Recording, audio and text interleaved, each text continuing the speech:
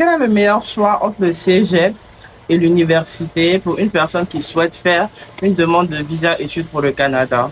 Donc là, je vais donner mon avis personnel. Voilà, c'est moi qui parle. Après, chacun son avis et aussi chacun son projet professionnel. Bon, déjà, si c'est déjà un projet professionnel précis, donc toi, tu veux faire une licence pour aboutir à tel master, pour faire tel doctorat, il n'y a pas de problème et que tu as assez de moyens pour, il n'y a pas de souci, tu peux t'inscrire dans n'importe quelle université, que ce soit UDEM, Université de Laval, Université d'Ottawa, en tout cas, n'importe quelle université, il n'y a pas de souci parce que tu as les moyens de ta politique. Mais pour toutes les personnes qui n'ont pas assez de moyens, qui, on va dire, se cherchent, qui n'ont pas assez de moyens, mais qui veulent quand même avoir leur diplôme pour pouvoir être en règle, travailler après et tout ça, et pouvoir demander la résidence permanente.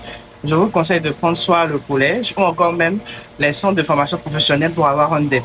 Donc, soit vous prenez un collège pour avoir un DEC ou encore un AEC ou un centre de formation professionnelle pour faire un DEP pour pouvoir vous permettre après de demander le permis de travail post-diplôme et la résidence permanente. Ce sont des programmes acceptés par la résidence permanente et dans des établissements désignés parce que les cégep ou encore les formations professionnelles sont beaucoup moins chères en fait que l'université.